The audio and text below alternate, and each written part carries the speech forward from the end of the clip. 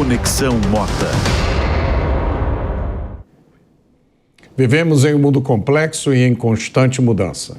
No Conexão Mota, eu recebo convidados especiais para falar de temas que afetam sua vida e seu futuro, sempre em linguagem clara e buscando a verdade. Nosso assunto hoje é a teoria econômica do crime. Conosco temos o professor e pesquisador Peri Chiquida, o coordenador do Centro Integrado de Comando e Controle da Secretaria de Segurança Pública de São Paulo, João Henrique Martins, e o secretário de Segurança Pública de São Bernardo do Campo, Major Arlen Topalian.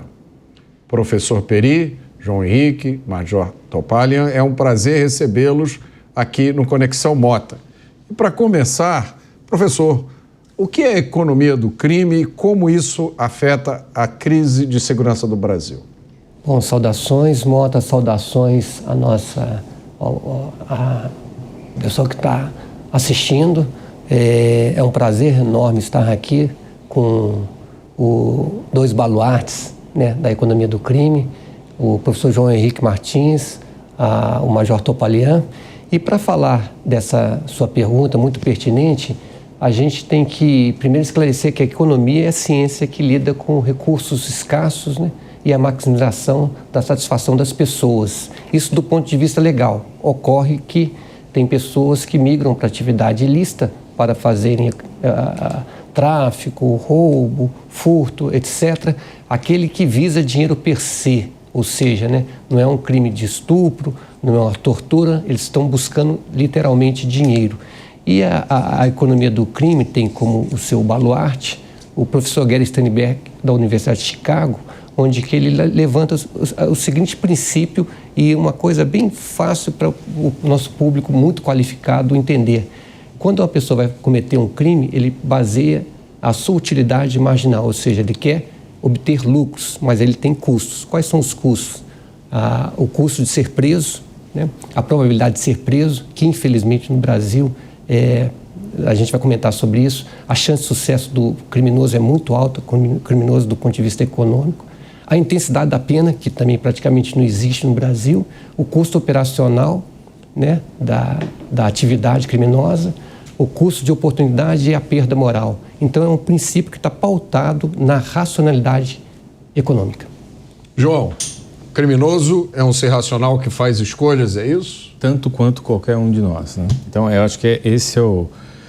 Primeiro queria agradecer o convite e estar compondo essa mesa aqui com dois grandes especialistas e amigos aqui.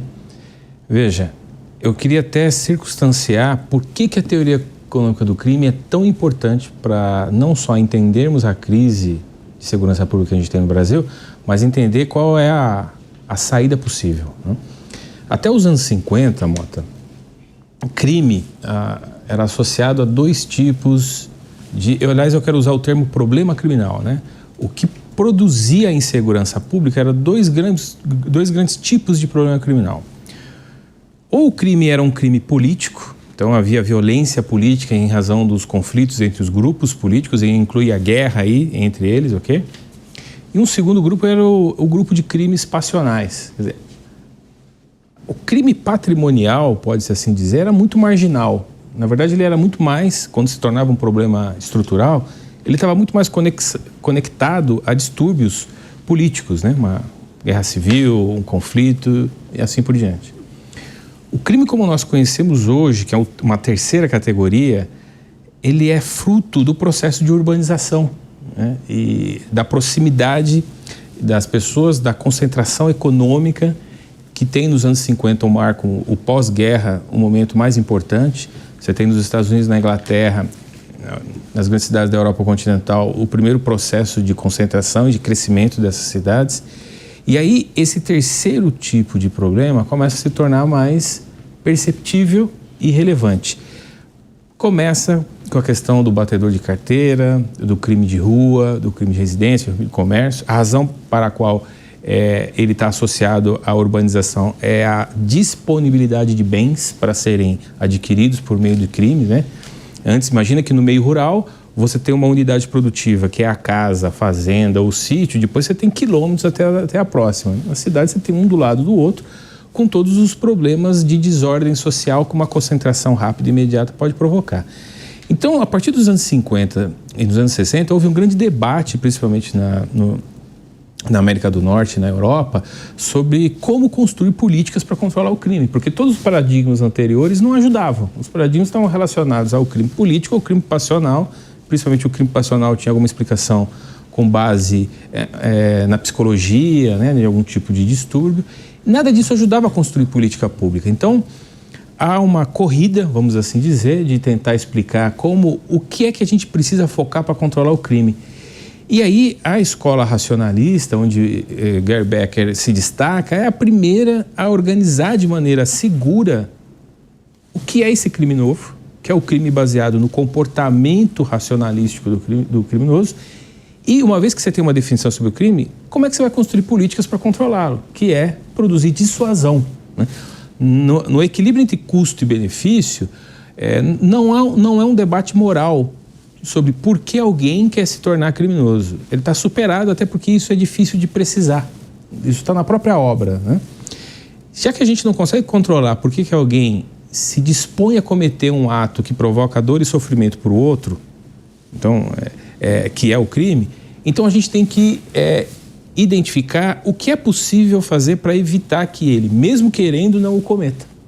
E aí emprega-se essa relação de custo-benefício. Então, ainda que ele queira roubar, ainda que ele queira atacar as pessoas, inclusive para conseguir o que ele quer, pode ser, como o professor destacou, não é o foco do crime sexual, por exemplo, mas boa parte dos crimes sexuais estão associados a essa tentativa do roubo ou ação criminal para conseguir um outro bem material.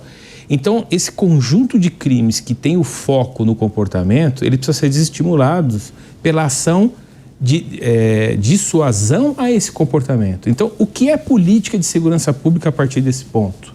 São políticas que conseguem, através da lei e da ação policial, dissuadir o comportamento daqueles que querem cometer o crime. A questão toda, a partir desse momento, é como fazer isso de maneira eficaz, eficiente e legal. E aí eu queria encerrar minha fala evidenciando para o nosso ouvinte como nós estamos atrasados nesse debate. Porque no Brasil se discute qual é a origem do crime. Isso está resolvido nos anos 50 e nos anos 60. A questão é como produzir dissuasão. E agora, para finalizar de fato a minha fala, desconfie de todo político que, em vez de discutir como aumentar o custo do crime, na prática significa como manter os criminosos presos, como identificá-los, como fazer a polícia atuar nessa ação de pressão, é isso que é política de segurança. Desconfie daquele que apresente qualquer outra solução que não resulte na identificação, prisão de criminosos, que é a única coisa que nos protege. Isso está cientificamente comprovado há mais de 70 anos. Secretário, por favor, como é que a sua experiência, o seu conhecimento da economia do crime influenciam no que o senhor tem que lidar hoje? Obrigado, Mota, pelo convite. É um prazer enorme. Agradeço a audiência qualificada da Jovem Pan. Agradecer a presença, e estar aqui junto do professor Peri, do professor João Henrique, um dos maiores construtores de política pública, policy makers do nosso país. Mota, é um desafio muito grande. Primeiro, ouvindo esses professores e estudando a teoria econômica, a gente começa a perceber como é difícil construir política integrada no nosso país. Nós temos uma tripartição de poder, nós temos 3 níveis de Estado dentro do nosso país, o governo federal, o governo estadual, o governo municipal. Nós temos essa construção muito clara de segurança pública, uma coisa bem federativa, responsabilidade do Estado para lidar. Só que o crime só cresceu nos últimos 40 anos. E esses últimos 40 anos fizeram que outros atores precisassem entrar no jogo. E aí que entra o papel do município. O município colocando através das suas guardas um trabalho de proteção da vítima e da sociedade. O principal desafio que nós vemos partindo da teoria econômica do crime, do que os professores aqui bem apresentaram, é que a gente está lidando com o indivíduo racional, que ele sofre a influência direta dos estímulos externos que estão fazendo ele parar com aquela ação. O professor João Henrique, mais de uma vez já assisti ele falando sobre isso, que segurança é um jogo de soma zero. Ou eu estou incentivando a atividade criminosa, ou eu estou desestimulando o criminoso a cometer um crime, através das ferramentas que o professor Gary Becker bem demonstrou através da teoria econômica. O município tem muito o que fazer, mas nós precisamos construir a política pública certa em cima de problemas e não de artigos penais. Nosso trabalho no município de São Bernardo é, a partir das evidências, construir políticas que possam proteger as pessoas. Isso é um ponto muito interessante que nós já discutimos aqui, que é a confusão que se faz, muitas vezes proposital, entre policiamento, combate ao crime e direito penal. Muitas questões que dizem respeito ao policiamento, o que você faz para impedir que o criminoso haja, elas se transformam em debates jurídicos, debates conduzidos por operadores do direito sem nenhuma experiência policial. E aí é importante a gente entender a realidade. Um instrumento bom para entender a realidade é a ciência. O professor, o senhor tem um trabalho praticamente ainda desconhecido no Brasil, que traz revelações importantíssimas. Um trabalho recente que o senhor fez aqui em São Paulo mostrou que a renda mensal média de um criminoso é de R$46 mil. Ou seja, 13 vezes maior do que a renda média de alguém que se dedica a uma ocupação lícita. Eu queria que o senhor falasse sobre esse trabalho, por favor. Então, Mota, primeiramente sobre esse trabalho, a gente tem que agradecer enormemente ao governo Tarcísio, né, ao secretário Derrite, ao Centro Integrado de Comando e Controle, aqui nas pessoas do João Henrique Martins, professor, e nosso Major Topolin, que à época estava, bem como todo o seu staff, né? Foi logo quando esse governo assumiu, ele nos procurou para que fizesse esse diagnóstico da economia do crime dentro dos estabelecimentos prisionais na região metropolitana de São Paulo. Um trabalho feito com 408 entrevistados, 95% de confiança, 5% de margem de erro. Inclusive, ele ganhou muita audiência naquela primeira vez que nós falamos, e teve algumas pessoas que falaram, mas isso é um número muito ínfimo. Não é. Ele tem uma estatística representativa muito sólida para que a gente possa falar do universo desses presos. E nós constatamos uma coisa que é muito interessante, que foi falada aqui. O professor João falou que é crucial, está até inclusive no nosso artigo, que está na revista Informe GPE, que vocês podem dar o download, já está chegando aos 4 mil downloads depois que nós viemos no seu programa. É crucial desencorajar a prática criminosa mediante a minimização dos incentivos que favorecem a atividade ilegal.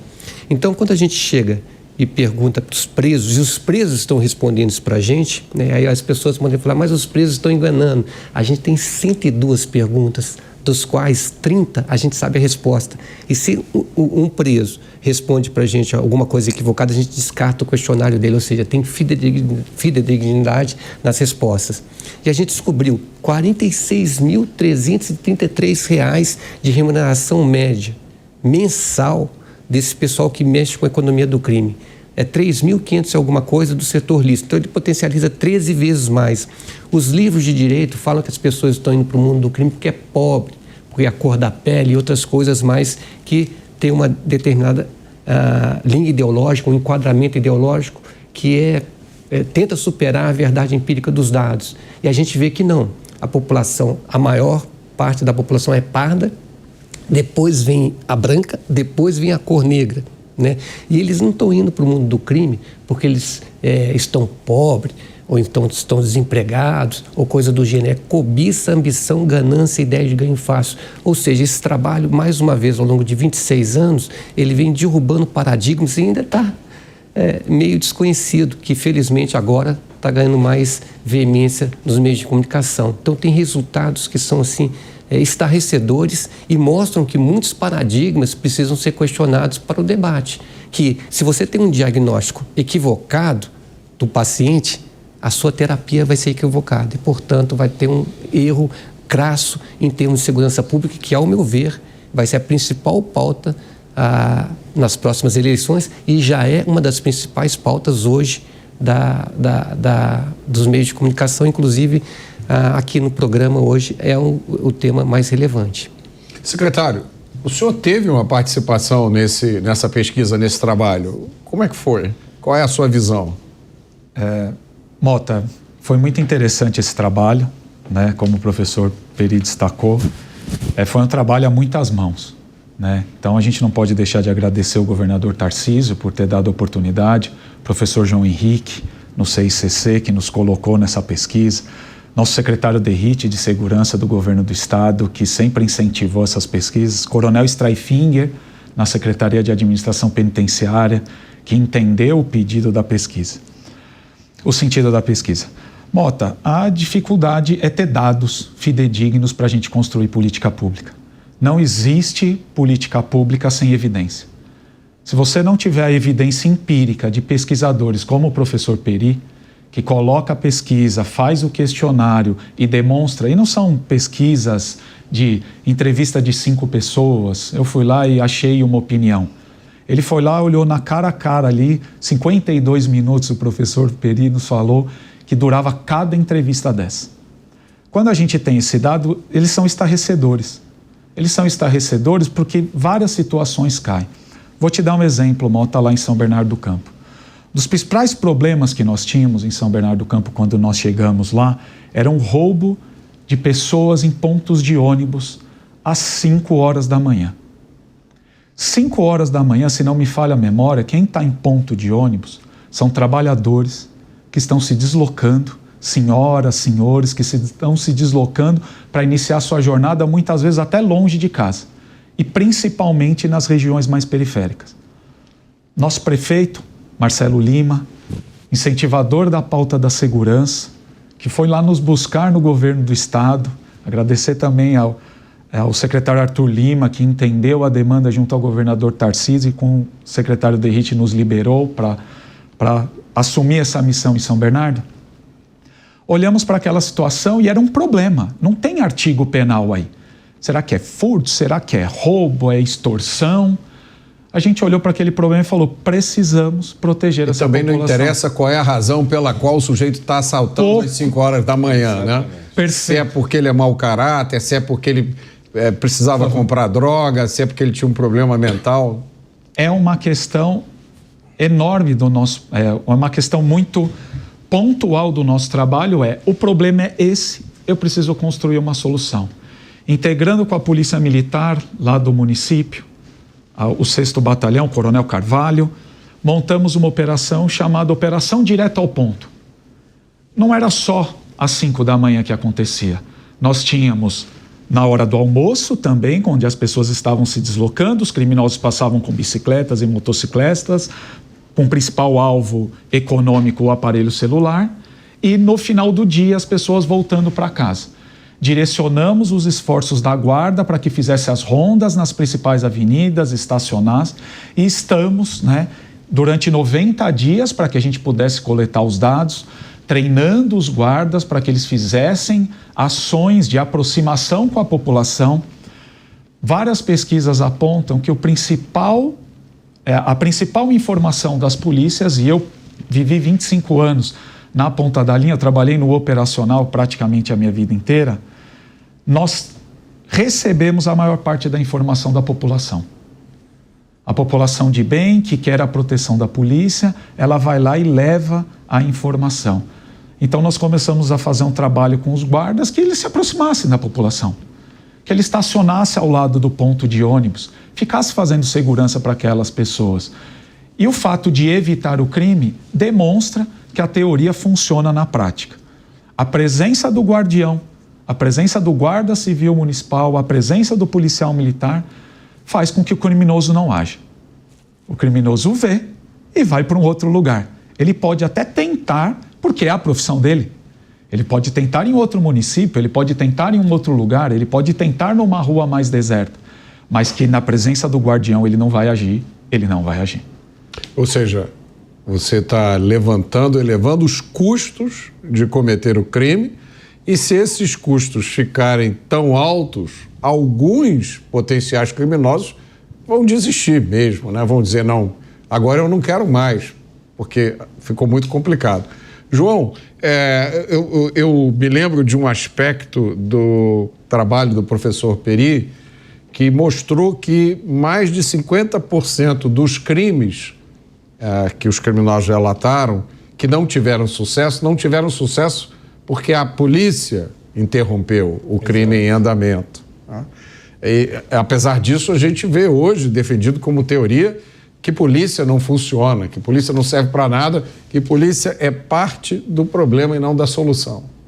Então, isso é um absurdo lógico, né? É a mesma coisa que dizer que médicos não são importantes para a saúde ou professores para o processo educacional.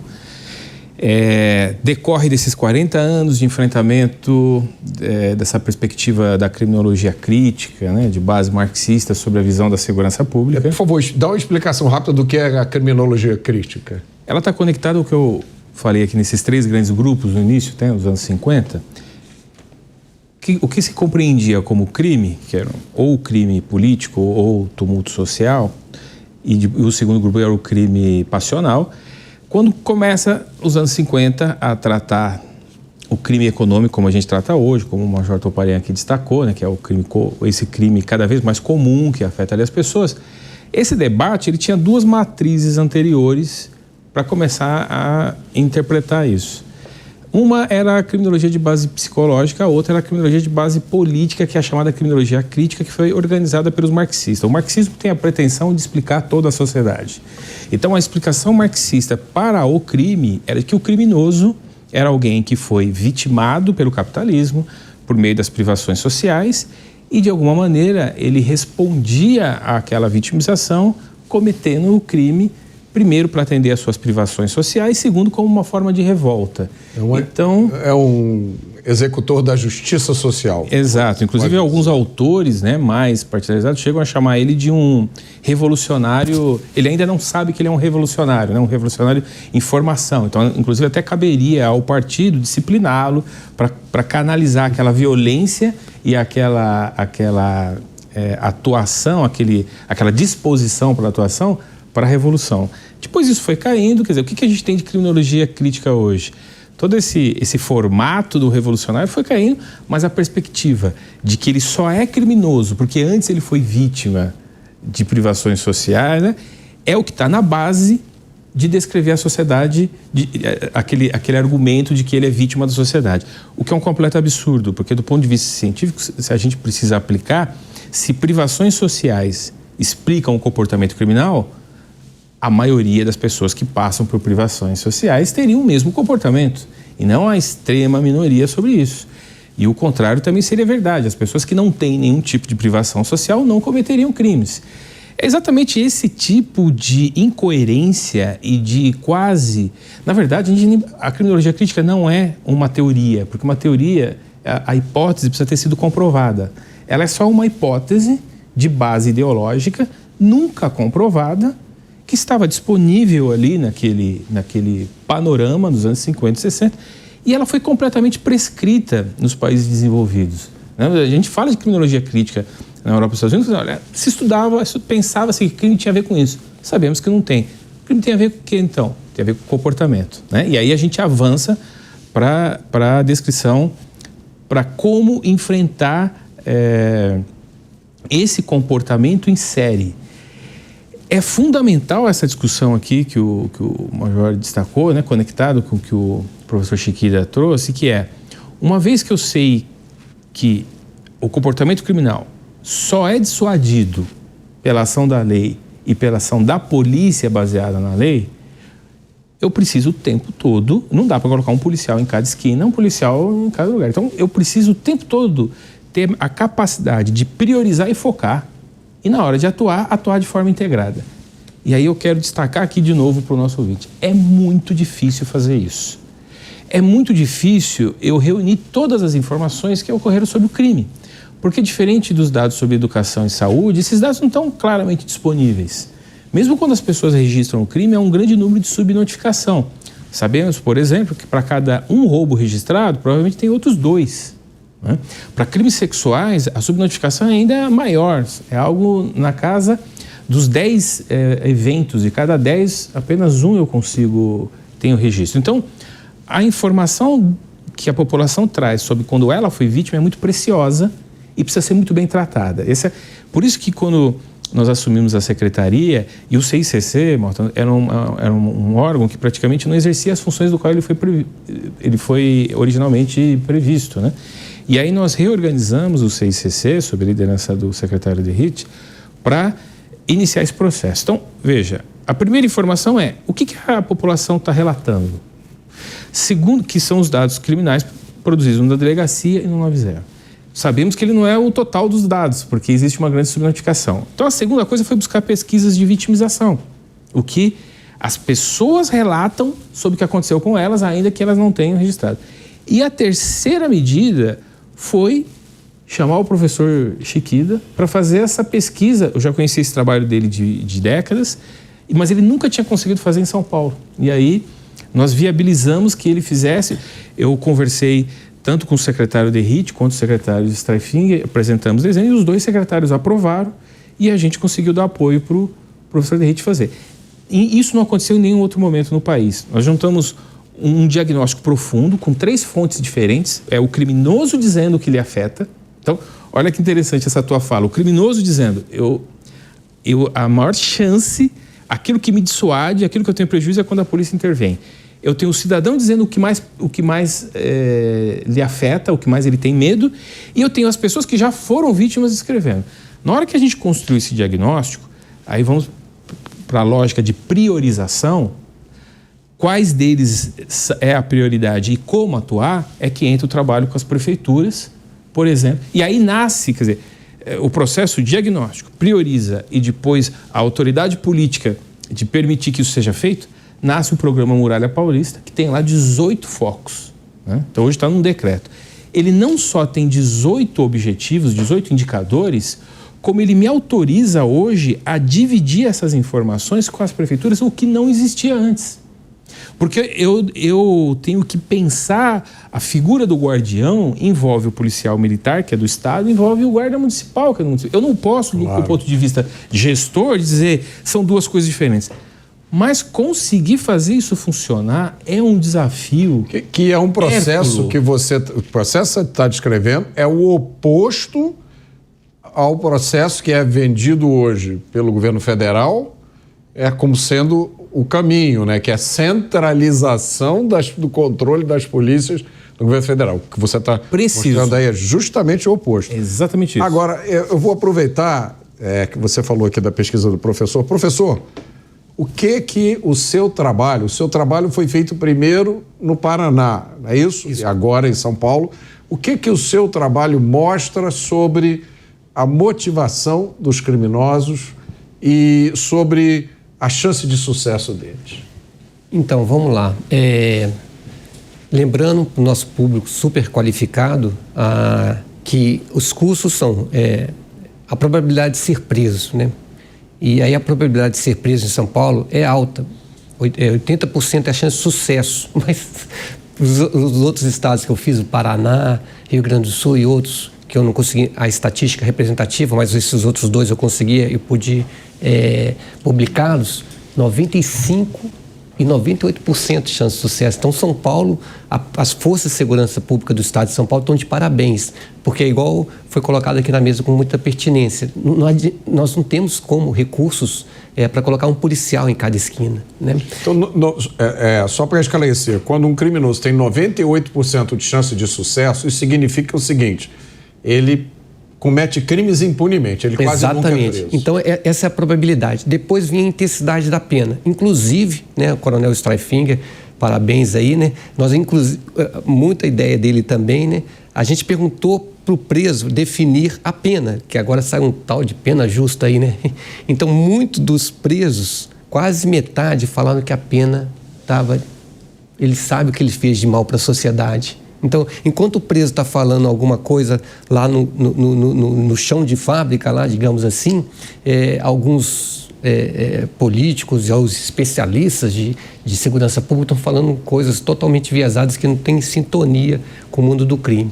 Deixa eu só ver se eu entendi esse ponto. O senhor está me dizendo o seguinte: quando o senhor pergunta ao preso, usando mecanismos para garantir que o preso está falando a verdade e não está criando uma narrativa qualquer, quando ele tem essa oportunidade, ele reconhece que a pena que ele recebeu, exatamente, que setores do nosso Estado dizem que é excessiva, o preso diz, não, eu mereço a pena porque pelo crime que eu cometi. Mota, perfeito.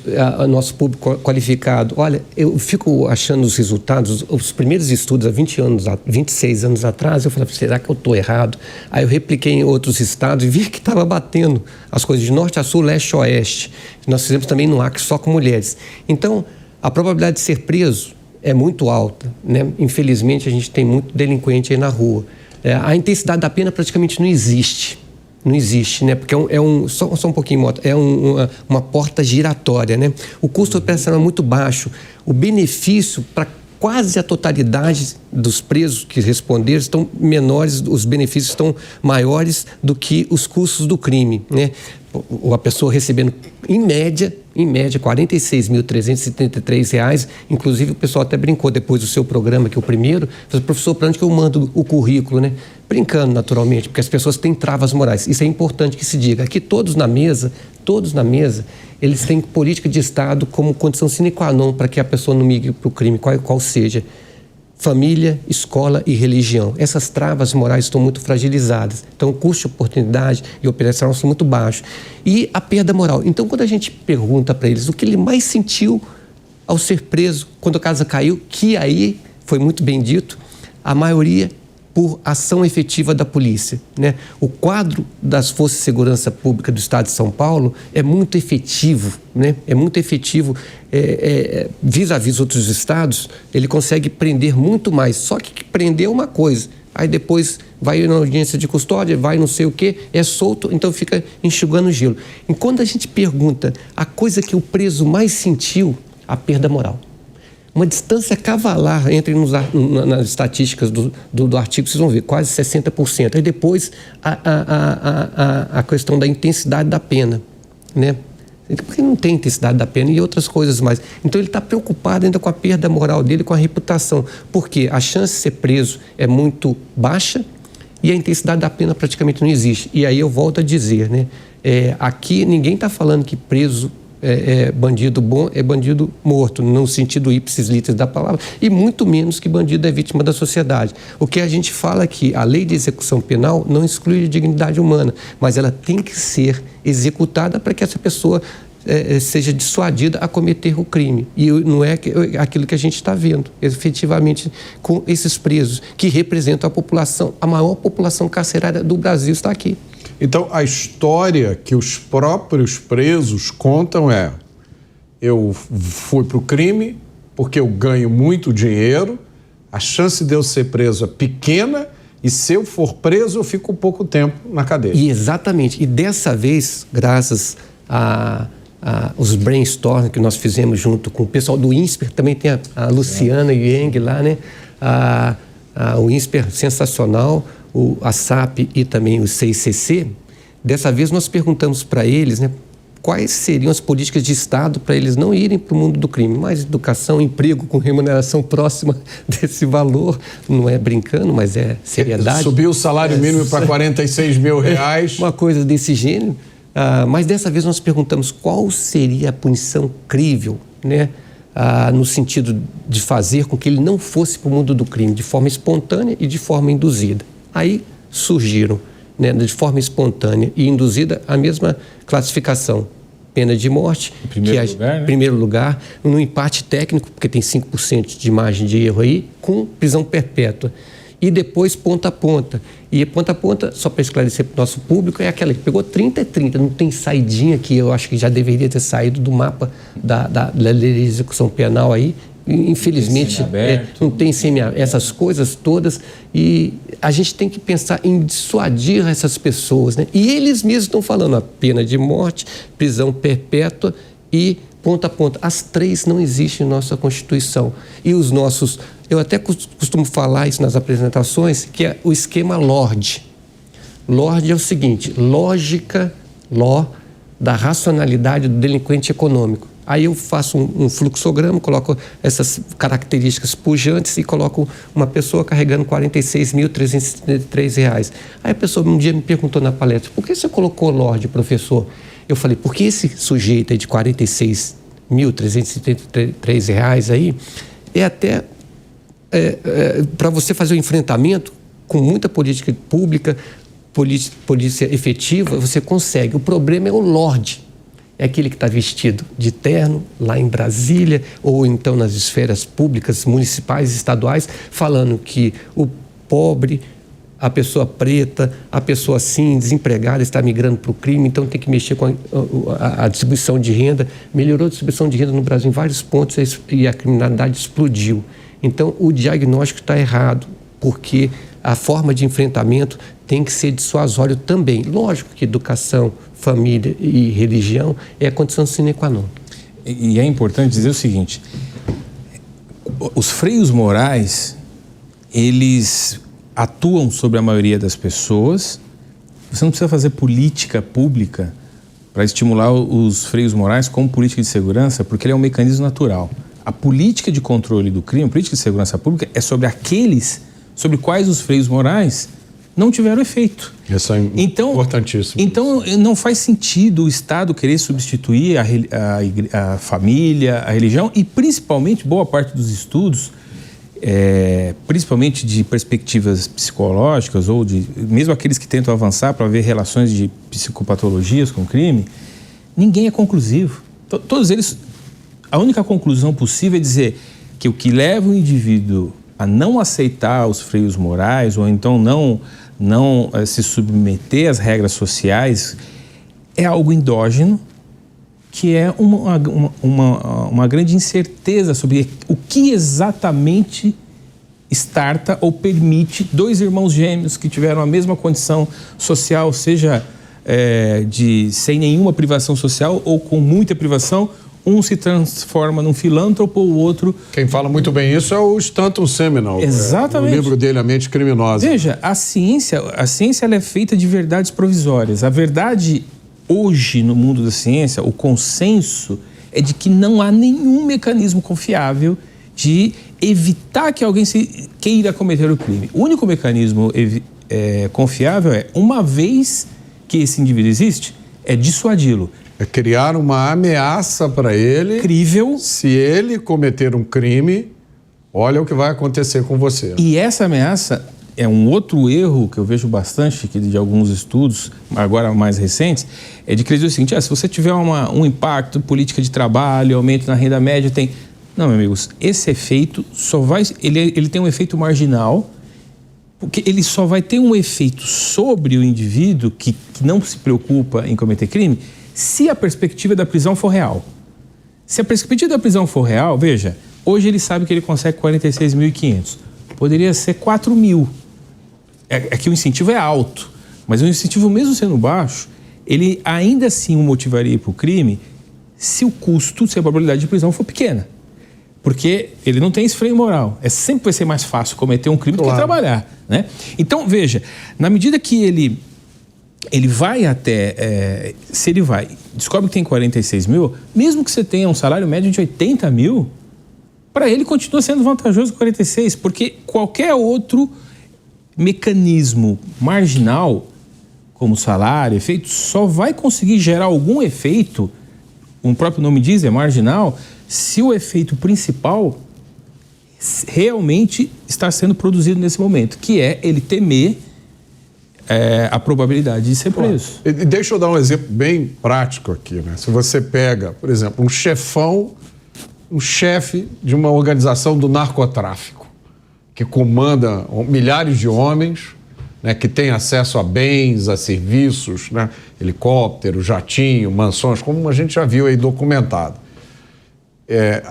política oficial do Estado brasileiro hoje parte do pressuposto insano de que se você chegar para esse sujeito, que é um milionário, e disser para ele, eu vou te dar emprego, você vai fazer um curso de artesanato, ou você vai voltar para a escola, eu vou mudar você. Né? Então você chega para uma pessoa como essa, que é chefe de uma organização criminosa, e você trata essa pessoa do ponto de vista jurídico, dando a ele todas as chances possíveis para que ele saia da prisão, sempre contando com essa possibilidade impossível de que ele abra mão disso tudo. Você está lidando com um homem maduro, se tivesse regras morais, poderia ser um CEO de uma empresa que tem toda uma que sabe lidar com o mundo violento, mas você está lidando com ele como se fosse uma criança com castigo. E tem excelente assessoria jurídica também. Pois é, né? Então é óbvio que eles olham para isso e percebem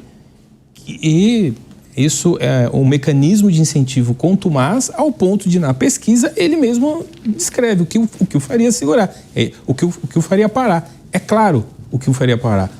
Uma perspectiva de punição real, que é a prisão, ficar todo o resto da vida na prisão ou ficar toda a sentença. Isso faria ele, os 46.500 médio ali, já deixaria de ser um benefício tão atrativo, porque o custo começa a equilibrar. Boa. E o Becker deixa isso muito claro na estrutura racionalística que ele explica, dizendo o seguinte, há vários custos, mas tem um custo especial que impacta em todos os outros, que é o custo da probabilidade de ser preso. Então, que está todo sob o controle do Estado. O que eu preciso fazer como Estado é procurar o município, reformular a legislação, treinar a polícia, porque tem um problema associado aí, que se a polícia o tempo todo está atuando muito sobre risco, existe uma grande chance de ter erro, uma grande chance de ter abuso. Então eu preciso deslocar esse policial de uma posição de tanto estresse, porque se eu tiver erro, abuso, eu perco a legitimidade com a população. Então eu preciso trazer município. E aí esse é o ponto que eu queria perguntar ao secretário, porque as guardas municipais são tradicionalmente, ou eram, acho que ainda são, na maioria dos municípios, vistas como uma espécie de vigilante do patrimônio municipal. Eu me lembro uma vez discutindo com um prefeito do Rio de Janeiro, não esse atual, o outro, ele dizendo, Roberto, a guarda municipal não é polícia. A função dela não é... Não, mas é antes disso, não é nem questão de arma. A função dela não é combater o crime. A função dela é proteger o patrimônio municipal. Ou seja, ficar vigiando para ninguém pisar no canteiro, para ninguém jogar pedra no vidro da prefeitura. E o que você está descrevendo me parece que é uma aproximação com o modelo americano, onde a polícia é essencialmente municipal, onde você sabe o nome dos policiais da sua cidade, porque eles moram perto de você. O seu filho estuda na escola do policial. Isso tem um potencial revolucionário na segurança pública, não tem? Mota, fantástica colocação. A guarda é a quem mais pode fazer polícia comunitária. Ela é do município, ela mora no município, ela vai cumprir a carreira inteira no município. Eu, como policial militar, já trabalhei poucos lugares, trabalhei em 3 municípios. No que eu moro, num próximo da minha casa e na capital, em São Paulo, em várias unidades. Mas eu queria explorar um outro ponto aqui, Mota, que eu acho que vai chegar a essa conclusão que você me perguntou, que é, o professor Peri deixou muito claro, o criminoso ganha muito dinheiro. E o criminoso, ele, se não tiver uma pena alta, ele vai continuar cometendo crime. E é isso que está saturando o sistema policial do país.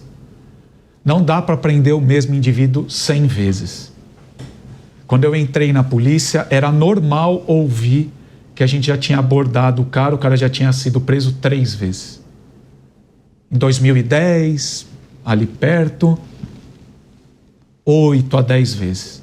Hoje é natural 30 vezes, 40 vezes no nosso estado. Não há força de segurança que dê conta dessa porta que não para de girar.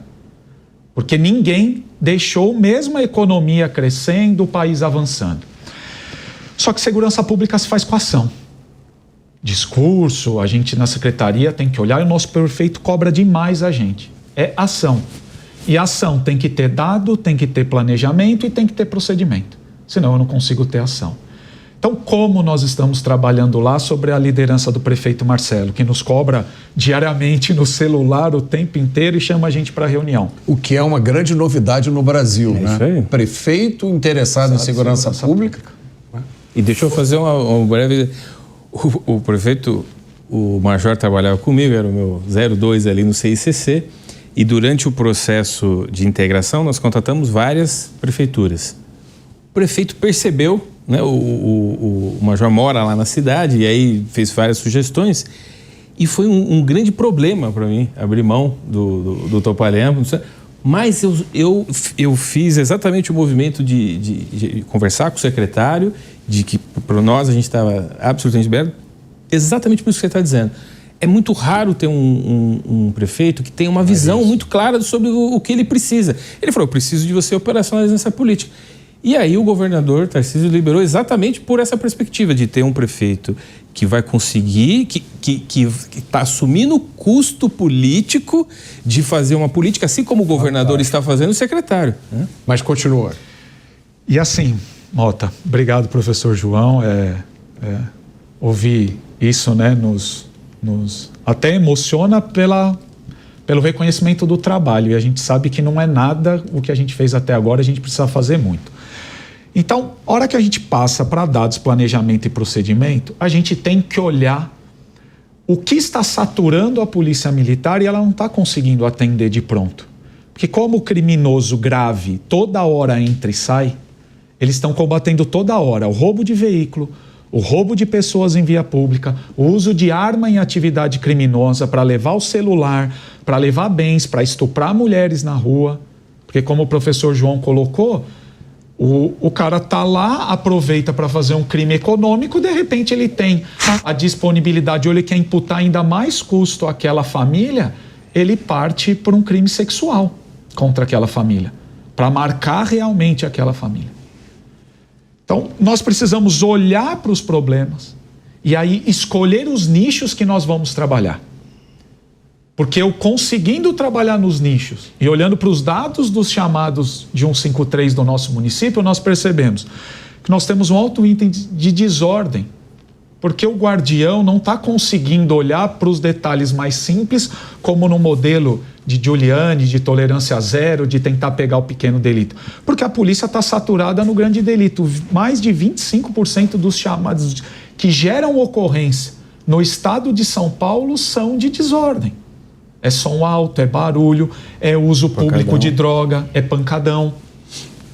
E como a polícia está saturada porque está tendo muito roubo de carro, furto de carro, roubo de pessoas pelo mesmo na rua, criminoso. Pelo mesmo criminoso. Que foi preso 15 dias anteriores e está na 30 dias, 10 dias atrás, um dia na audiência de custódia, o cara é preso num dia, não raro a gente prender um cara num dia e prender no outro. A gente tem que olhar como o município pode ajudar.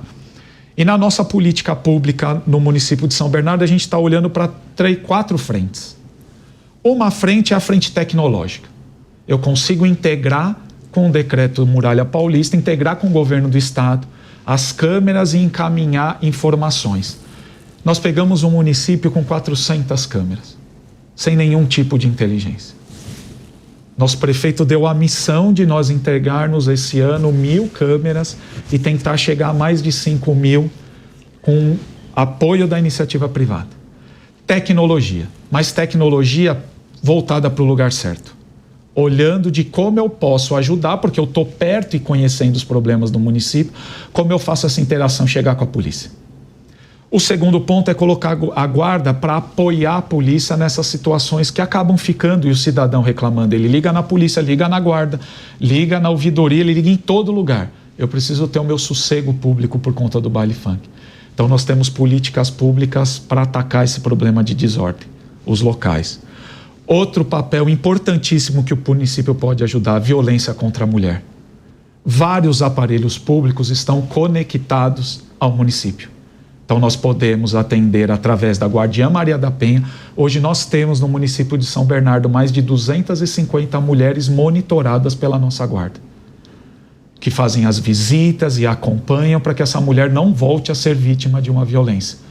Trabalho integrado junto ao judiciário, transformação do Ministério Público. Papel da Guarda Municipal, isso que você está descrevendo. Isso aí. É o que nós estamos tentando construir sob a liderança do nosso prefeito. Ele nos cobra diariamente dos dados, ele quer os dados de onde nós estamos aplicando o recurso. Outro ponto são os crimes ambientais. Nós estamos num município que mais de 60% do nosso território é Mata Atlântica. Nós temos as duas principais estradas que levam ao Porto de Santos, nós temos a linha férrea que leva ao Porto de Santos. Eu preciso atender às demandas e auxiliar a polícia para que ela possa fazer a prisão dos crimes graves.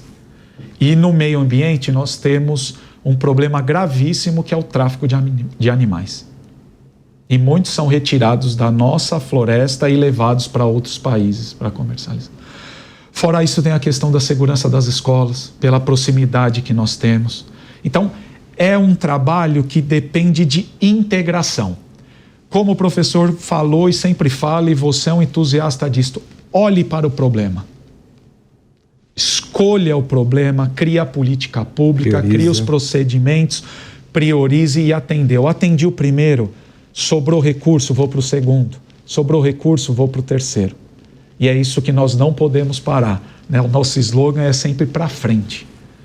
O slogan nosso lá de trabalho que o nosso prefeito cobra é ir para frente. E é ir para frente gerando uma proteção maior para o munícipe de São Bernardo do Campo. Nós, infelizmente, estamos chegando perto do final do programa. E eu queria perguntar a cada um de vocês, fazer a seguinte pergunta a cada um de vocês. Professor, imagine que o senhor amanhã é chamado a Brasília. Talvez num governo diferente desse que está, um governo que efetivamente quer entender o problema e quer resolver, e ele lhe pede, baseado no seu trabalho, 3 sugestões, 3 medidas que o Estado brasileiro, nem o governo, né, o Estado brasileiro possa tomar que faça realmente diferença no combate ao crime. O que o senhor diria? Nossa, nesse atual governo é difícil, mas no vindouro a gente, 3, continuar com essa política de, isso não perpassa por esse governo, é uma política de Estado, né? Quem não investe em educação não sabe qual que é o custo da ignorância. E se a ignorância for para o mundo do crime, esse custo é exponencial. Mas os próprios presos falam que essa educação que está aí não é qualificada. Então ele tem razão, né? Então investir com educação muito mais robusta do que essa, de tempo integral, investindo com esportes para jogar esses meninos para Olimpíadas, para poder competir também. Uma série de políticas de Estado nesse sentido. E o BEC nos responde, né? Aumentar aqueles custos ali, né? Investir maciçamente na questão das forças de segurança pública, né? Eu acompanhei aqui a Guarda Municipal, a gente pôde viajar a alguns países ao longo da nossa vida aí, e o xerife e a Guarda Municipal nos Estados Unidos é sensacional, né? Então, e isso não exclui, nosso público tem que saber disso, a Polícia Militar, isso os dois trabalhando juntos, a Polícia Civil e outras forças de segurança, né? E mais importante, né? E o Brasil está precisando muito disso, a insegurança jurídica. Então, na hora que a intensidade da pena é 0 para o sujeito está preocupado com a perda moral dele. E por que é a perda moral? Porque ele mesmo fala para mim, professor, a nossa organização chama PCC, mas é para cadeia ou cemitério, PCC, para cadeia ou cemitério. Se for preso, ele vive mais. Se ele estiver na rua, ele vive em média 24 anos. Então o pessoal quer mandar currículo, alto lá. Ou você vai para a cadeia ou vai para o cemitério. Então aumentar esses fatores dissuasórios nessa perspectiva. Seriam essas 3 e essa perspectiva do que está ensinando nas universidades precisam ser revistas imediatamente. Os postulados, os paradigmas estão super equivocados, muito diferente do que está acontecendo nas prisões no mundo do crime. João, suas 3 sugestões. Governo federal. Para o Estado brasileiro. Para o Estado brasileiro.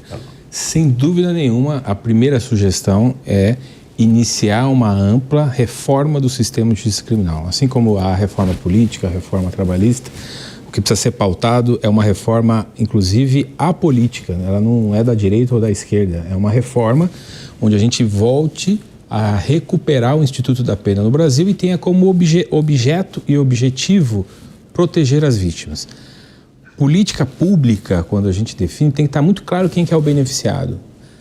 A lei de execução penal, ela ignora a vítima, o Código de Processo Penal ignora a vítima e é exatamente esses itens que precisam ser corrigidos. Eu preciso ter uma reforma que coloque a vítima no centro do processo. A progressão de pena favorece a proteção da vítima e a proteção das pessoas, de uma maneira geral da sociedade. Ela melhora ou piora a segurança? Se a resposta é pior, então ela tem que ser revogada.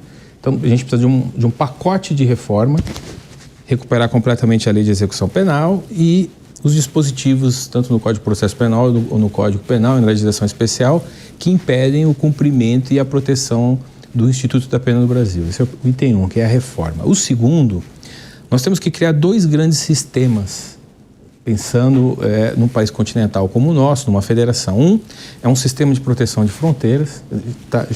Já ficou claro que não há, ainda que formalmente, a função de polícia de fronteira da Polícia Federal, na prática ela não consegue exercer essa função.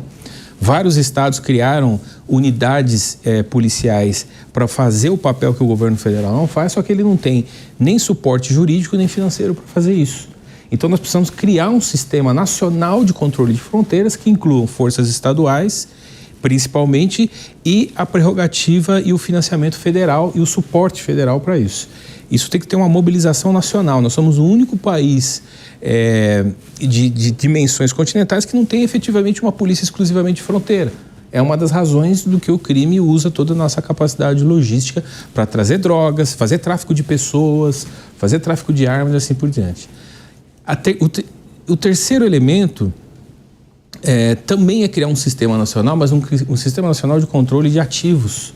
Hoje essa competência também é federal, né, ligada ali à Receita, mas ela precisa integrar com as receitas estaduais, de maneira a ter um controle preventivo, que são aqueles relatórios sobre movimentação financeira. Hoje, todo criminoso, em especial daqueles mercados ilícitos mais nocivos, movimentam dinheiro no fluxo de lavagem de dinheiro. Então, principalmente aqueles crimes que têm uma correspondência digital. Eu sempre destaco a questão da pedofilia. Existe um mercado de pedofilia onde ele só consegue avançar porque ele consegue lavar muito dinheiro, mas isso vale para o roubo de celular, para o roubo de veículo, para o tráfico. Então, a reforma e 2 sistemas nacionais. Secretário. Mota, acho que falar depois dos 2 é difícil, né? Mas o professor Peri trouxe um bom desenho geral do que a gente precisaria fazer até num médio e longo prazo. O professor João trouxe um médio prazo, só que eu vou ouvir o bandido. Como eles gostam de ser chamados, né? A pesquisa do professor Peri traz que o criminoso preso hoje quer ser chamado de bandido. Então, o que o bandido disse? Nosso prefeito, até quando deputado federal, fez a proposta do fim da audiência de custódia. Então, acabar com a audiência de custódia. 2, como eles disseram na pesquisa, pena de ponta a ponta. Foi condenado a 5 e 8 meses, 5 anos e 8 meses. Foi condenado a 10 anos, 10 anos foi condenado a 1 ano e meio, 1 ano e meio preso.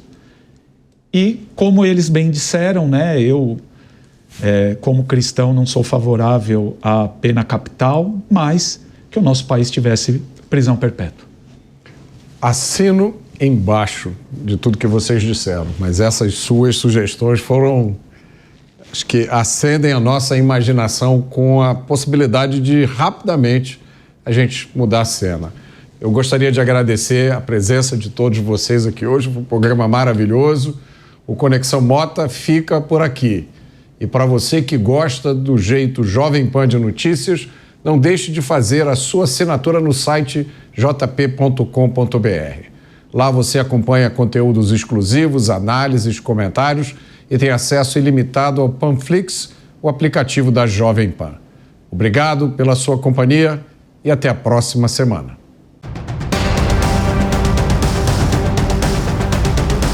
Conexão Mota. A opinião dos nossos comentaristas não reflete necessariamente a opinião do Grupo Jovem Pan de Comunicação. Realização Jovem Pan News.